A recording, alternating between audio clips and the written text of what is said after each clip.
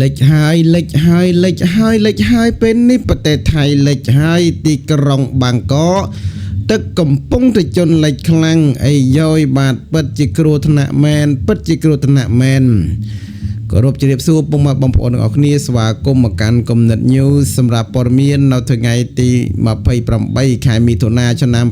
2026នេះខ្ញុំមានព័ត៌មានថ្មីក្តៅតនហេតុការណ៍ដើម្បីជម្រាបជូនពុកម៉ែបងប្អូនព័ត៌មានយើងគឺពាក់ព័ន្ធទៅនឹងករណីគ្រោះទឹកជំនន់កំពុងតែវាយប្រហារប្រទេសថៃតោះឥឡូវដើម្បីកុំឲ្យខាត់ពេលវេលាយូរយើងទៅតាមដានព័ត៌មាននេះជាមួយខ្ញុំបាទទាំងអស់គ្នាសេចក្តីរាយការណ៍ព័ត៌មានបន្ទាន់បាងកកយោងតាមសេចក្តីរាយការណ៍របស់សារព័ត៌មានថៃបានដឹងថាស្ថានភាពអាកាសធាតុមានភ្លៀងធ្លាក់ខ្លាំងយ៉ាងគំហុកទូទាំងក្រុងបាងកក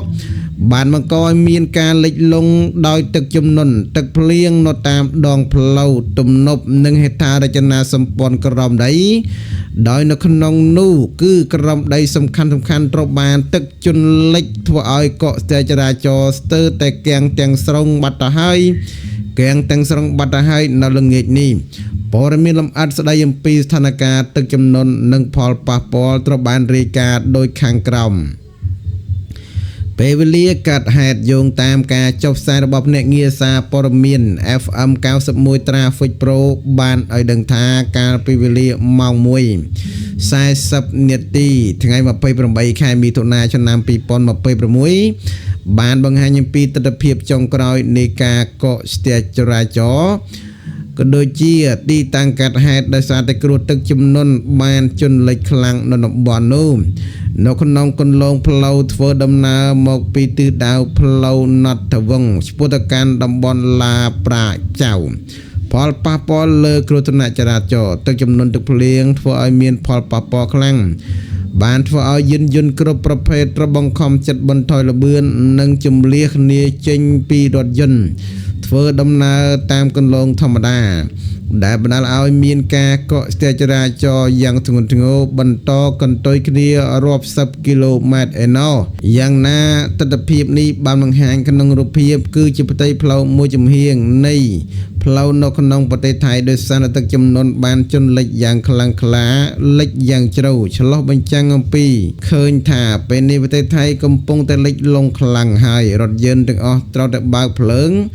នៅពេលដែលបើកបររថយន្តរាប់រយគ្រឿងកំពុងតែកកកុញតម្រង់ជួរគ្នាទៅមុខមិនរួចទៅក្រោយមិនរួចយ៉ាងណែនណាន់តាមតាប់ពេញតែម្ដងអាញាធរនិងភ្នាក់ងារផ្នែកលូបង្ហូរទឹកក្រុងបាងកកកំពុងតែក្នុងយុទ្ធនាការជួយសង្គ្រោះនិងពន្លឿនការបូមទឹកចេញដើម្បីបើកផ្លូវឲ្យប្រត់ចេញពីតំបន់នោះឲ្យវាមានការសម្រួលចរាចរណ៍ឡើងវិញផងដែរប៉ុន្តែមកទល់ពេលនេះមិនទាន់បានធូរស្រាលទេយើងក៏មានព័ត៌មានមួយទៀតពីករណីភ្លៀងធ្លាក់ខ្លាំងពីតំបន់មួយចំនួនគឺផ្សាយផ្ទាល់ចេញពីមន្ទីរមជ្ឈមណ្ឌលបោះឆ្នោតបានដឹងថាកាលពីវេលាថ្ងៃ28ខែមិថុនាឆ្នាំ2026ភ្លៀងធ្លាក់យ៉ាងគំមុខខ្យល់បុកមកខ្លាំងនៅលើតំបន់មួយចំនួននៃពហុបំណងនៃនាយកដ្ឋានទំនាក់ទំនងសាធារណៈ Public Relation Department នៅក្នុងផាយាថៃទីក្រុងបាងកកទីតាំងនេះគឺជាមជ្ឈមណ្ឌលបោះឆ្នោតយុទ្ធសាស្ត្រធំមួយដែលប្រមូលផ្ដុំដោយការិយាល័យបោះឆ្នោតរហូតដល់10 យូនីគឺការិយាល័យ15ដល់ទី24បាទទោះបីជាស្ថានភាពអាកាសធាតុប្រែប្រួលអាក្រក់និងមិនអំណោយផលយ៉ាងណាក៏ដោយគេសង្កេតឃើញថាបងប្អូនប្រជាពលរដ្ឋថៃដែលមានឈ្មោះក្នុងបញ្ជីបោះឆ្នោតនៅតែបន្តធ្វើដំណើរជំនះការឆ្លងកាត់ទឹកភ្លៀងដើម្បីប្រើប្រាស់សិទ្ធិក្នុងការជ្រើសរើសអភិបាលក្រុងបាងកកនិងសមាជិកក្រុមប្រឹក្សាក្រុងបាងកកយ៉ាងសកម្មដើម្បីបន្តគ្នាមានមនុស្សបន្តគ្នាមិនដាច់ឡើយគណៈពេលមានការរំខានពីទឹកភ្លៀងខ្លាំងប៉ុណ្ណាក៏ដោយមន្ត្រីនិងបុគ្គលិកប្រចាំការិយាល័យបោះឆ្នោតទាំងអស់បានខិតខំប្រឹងប្រែងក្នុងការជួយសម្របសម្រួលដល់ការបាចទឹកចេញផងដែរពេលលំលាដំណើរការបោះឆ្នោតជ្រើសរើសអភិបាលក្រុងបាងកកនិងសមាជិកក្នុងក្រុមប្រឹក្សាក្នុងក្រុងបាងកក ត្រូវបានបើកឲ្យដំណើរការចាប់ពីវេលាម៉ោង 8:00 នាទីព្រឹកដល់ម៉ោង 17:00 នាទីល្ងាចទិន្នន័យចូលរួមទៅទាំងក្រុងទូទាំងសកលទីក្រុងនោះគឺការិយាល័យបោះឆ្នោតសរុបប្រមាណជាង 6,628 ការិយាល័យដែលមានមន្ត្រីនិងបុគ្គលិកបដិបត្តិការប្រមាណជាង 74,000 នាក់គោលដៅនិងចំនួនអ្នកបោះឆ្នោតរដ្ឋបាលបាងកកកំណត់គោលដៅរំពឹងថា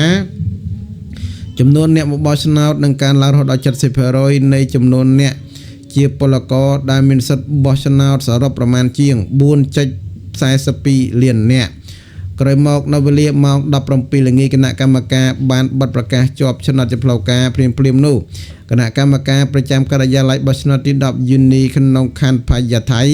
បានចាប់ផ្ដើមនៅការរាប់សន្លឹកឆ្នោតទាំងពីរប្រភេទក្នុងពេលតែមួយដែលគឺជាសន្លឹកឆ្នោតពណ៌បៃតងនិងសន្លឹកឆ្នោតពណ៌ផ្កាឈូកសម្រាប់ជ្រើសរើសសមាជិកក្រុមប្រឹក្សាក្រុងបាងកកផងដែរបន្ទាប់ពីកិច្ចដំណើរការរាប់សន្លឹកឆ្នោតត្រូវបានបញ្ចប់ជាស្ថាពរអាជ្ញាធរធ្វើការបិទផលិតផលពិន្ទុបណ្ដោះអាសន្នមិនទាន់ជាផ្លូវការនៅខាងក្រៅការិយាល័យបោះឆ្នោតនីមួយនិងដើម្បីធ្វើឲ្យសាធារណជនប្រជាពលរដ្ឋធ្វើការផ្ទៀងផ្ទាត់និងពិនិត្យដើម្បីមានតម្លាភាពបន្ទាប់មកផលិតផលទាំងអស់នឹងត្រូវបានបញ្ជូននិងប្រមូលរាយការណ៍តាមប្រព័ន្ធអនឡាញរបស់រដ្ឋបាលក្រុងបាងកកដែលមានមជ្ឈមណ្ឌលប្រចាំបន្ទប់និងការិយាល័យផ្សេងៗដើម្បីបូរសរុបទិន្នន័យ